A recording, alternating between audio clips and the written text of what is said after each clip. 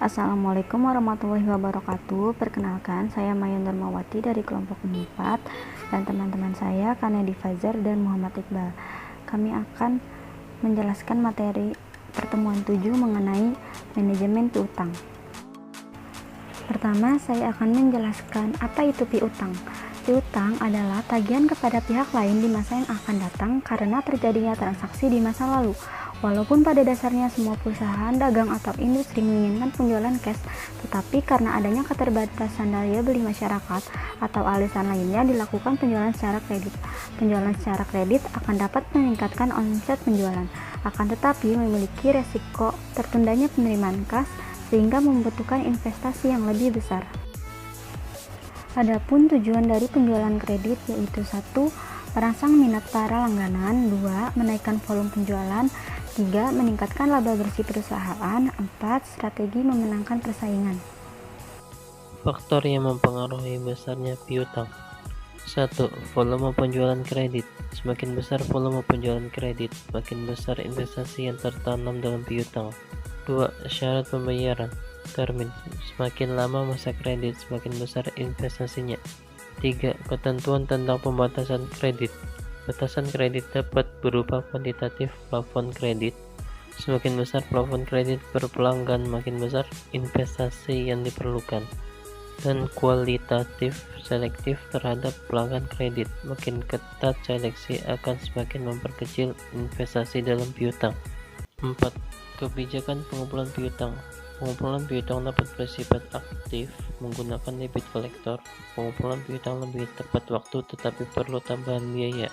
Pengumpulan piutang atau pasif yaitu keyakinan bahwa debitur menepati janji, maka risiko tertunggaknya piutang lebih besar. 5. Kebiasaan membayar dari para langganan. Apabila sebagian besar pelanggan membayar pada masa diskon, termin 2/10N/30, maka membutuhkan investasi lebih kecil. Tetapi jika pelanggan membayar pada hari ke-30 atau bahkan menunggak, perlu investasi yang besar. Resiko penjualan kredit. 1. Tidak terbayarnya piutang. Solusi: menyediakan cadangan dana, bad debit atau piutang tata tagih.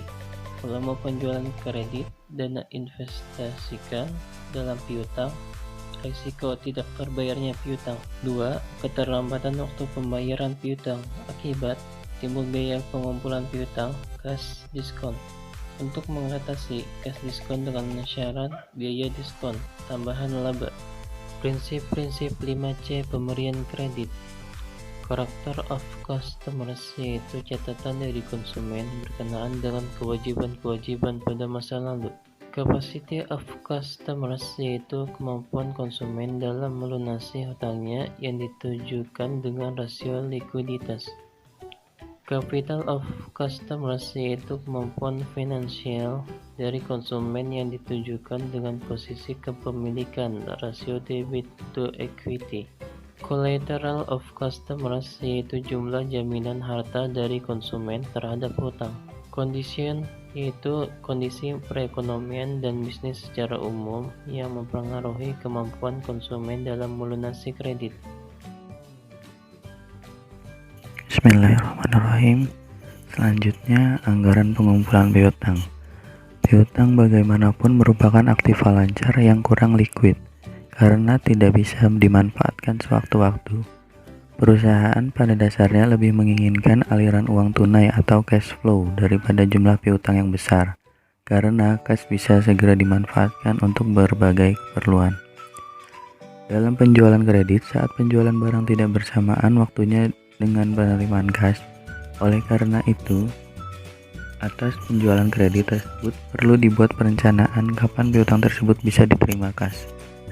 Kegiatan perencanaan penerimaan piutang menjadi uang tunai tersebut disebut dengan anggaran pengumpulan piutang atau receivable collection budget.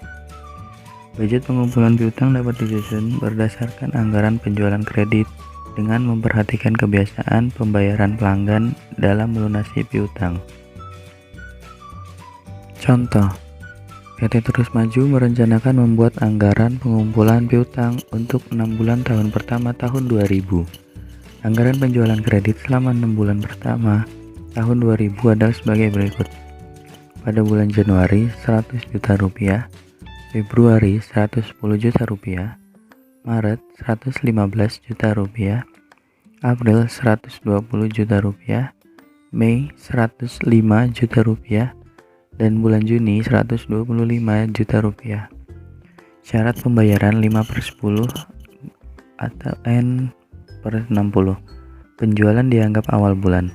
Penjualan bulan November dan Desember tahun 1999 masing-masing sebesar 90 juta rupiah dan 95 juta rupiah.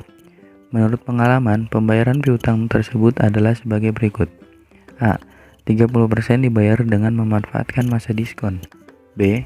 10% dibayar pada penjualan tanpa memanfaatkan masa diskon. C. 50% dibayar 1 bulan setelah bulan penjualan. D. 10% dibayar 2 bulan setelah bulan penjualan.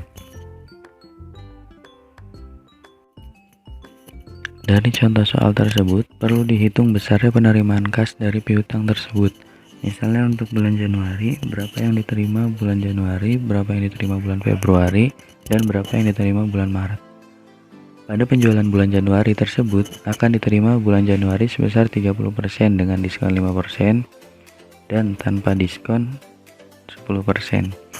Yang diterima bulan Februari 50% dari total penjualan, dan yang diterima bulan Maret adalah 10% dari penjualan Januari 100 juta rupiah. Yang diterima bulan Januari kita hitung 30% dikali penjualan Januari 100 juta rupiah adalah hasilnya 30 juta rupiah. Nah, dikurang yang diskonnya karena menggunakan diskon. Diskon 5% dikali 30 juta rupiah sama dengan 1.500.000 rupiah. 30 juta rupiah dikurang 1.500.000 rupiah adalah 28.500.000 rupiah. Dan yang tanpa diskon 10% dikali 100 juta rupiah hasilnya 10 juta rupiah. Lalu kita tambahkan yang 28.500.000 rupiah itu dengan 10 juta rupiah itu, jadi yang diterima pada bulan Januari 38.500.000 rupiah. Diterima Februari 50% dikali penjualan Januari yaitu 100 juta rupiah sama dengan 50 juta rupiah.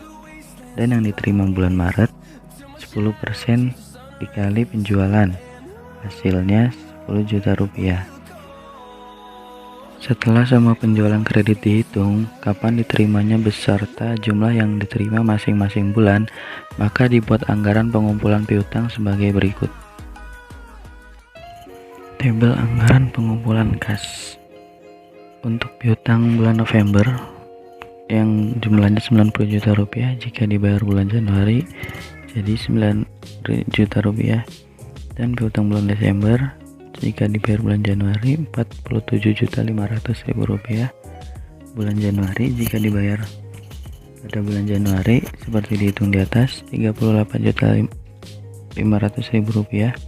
Jadi total pengumpulan kas yang diterima pada bulan Januari adalah 95 juta rupiah.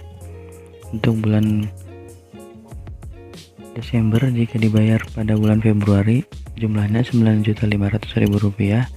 Bulan Januari jika dibayar bulan Februari 50 juta rupiah, dan bulan Februari jika dibayar bulan Februari 42.350.000 rupiah. Jadi total yang diterima pada bulan Februari 101.850 rupiah, 101.850.000 rupiah. Untuk pembayar piutang bulan Januari jika dibayar bulan Maret 10 juta rupiah. Piutang bulan Februari jika dibayar bulan Maret 50 juta rupiah. Piutang bulan Maret jika dibayar bulan Maret 44.275 juta rupiah.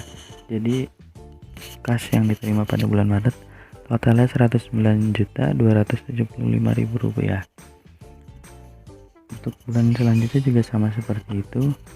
Jadi ada 3 pembayaran dalam setiap piutang, yang dimana bulan itu bulan berikutnya dan bulan berikutnya lagi.